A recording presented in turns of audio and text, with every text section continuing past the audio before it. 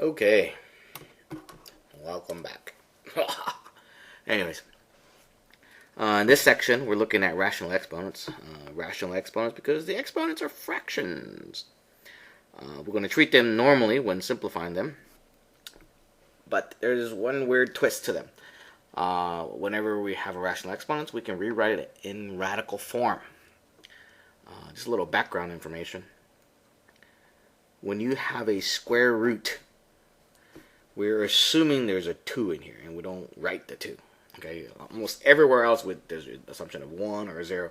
This is the one strange case where the assumption is 2. Okay, now in the event that we don't want square roots, that we want cube root. If we want the cube root, we write a 3. If we want the fourth root, we write a 4. If we want the fifth root, blah blah blah.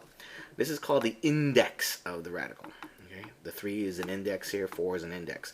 So whenever I rewrite a rational exponent, the denominator becomes the index of the radical. So here, first I'm going to deal with the negative exponent, making it go to the denominator. Then I'm going to rewrite the rational exponent in radical form. So only the 1/3, well, if you want to think about it this way, it's the same as m to the 1/3 raised to the 4th power. Okay, so remember, if we have a base with an exponent and that's raised to another exponent, we simply multiply the two. So 4 times 1/3 does give us back 4/3. What I've done was split the numerator from the denominator, and that's what I get. So m to the 1/3 can be rewritten as cube root of m, and we still have the 4, and well, that's it. That's the answer. Right? We've rewritten the rational exponent in radical form. That's number 1. Again, like the other videos, we're going to do the odd number exercises of the attached worksheet. Alright. Let's look at number 3.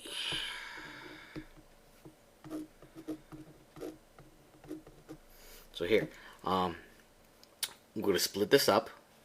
We can rewrite this as 7n to the 1/2, and that's being raised to the 3rd power. So remember, 1/2 is like a square root. So it's square root of 7n to the 3rd power. And in fact, that's it. Okay. Number 5. All we have is a rational exponent. So 6 root of v. Is that too easy? I don't know. Okay, number 7. This one, the problem 7 through 12, you're going to take an expression written in radical form and rewrite it in exponential form. And we're going to write it so that there is no fraction. So if we have a fraction, we're going to end up writing it with negative exponents. Alright, number 7. We got cube root of 6n to the 5th power. So we can rewrite that. 6n, it'd just be 5/3.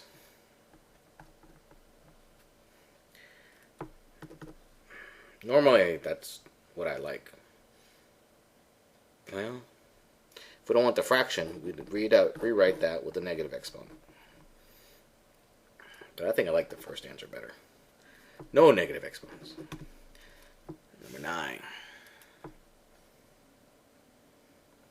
Cube root of 5k to the 5th.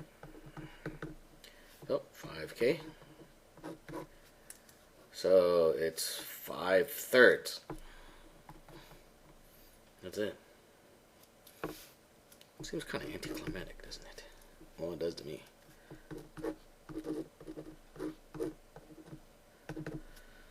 Okay. Remember, if you don't see a number here, it's 2. It's not 1, it's 2. So it's going to be 3/2. So it's n to the 3/2.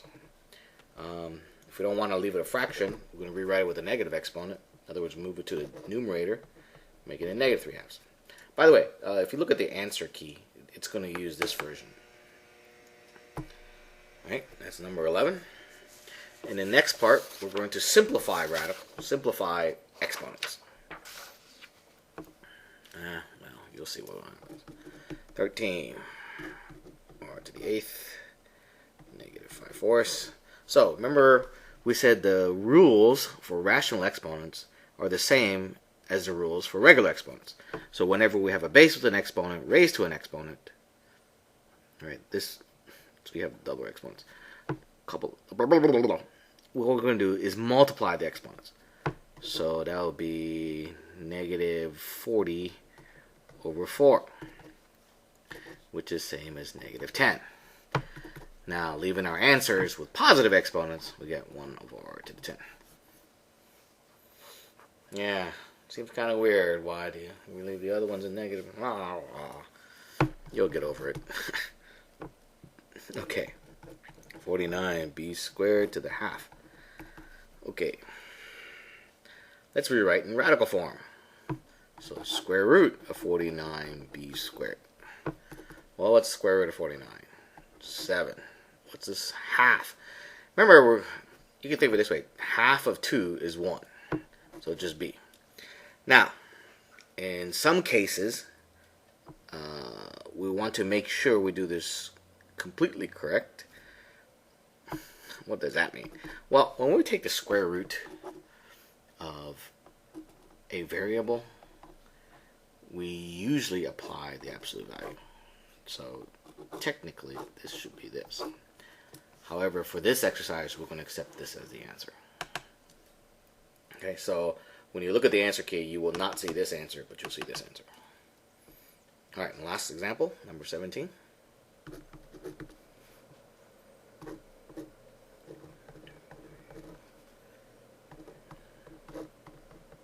I'm going to do this one a little differently. I'm going to rewrite the 10,000 as a power of 10. It's 10 to the 4th. If you don't know how I got the 10 to the 4th, it's basically a counting number of zeros. 1, 2, 3, 4, so it's 10 to the 4th. B to the 4th, and I'm raising that to the 1/4 power. I'm going to distribute. I know that's probably the wrong word for it, but you're going to take the 1/4 and apply it to each of the exponents. So 4 times the 1/4 is 1. And 4 times 1/4 is 1. So it's 10v. And again, you should probably have the absolute values, but we'll take that as the answer. Okay, that's it.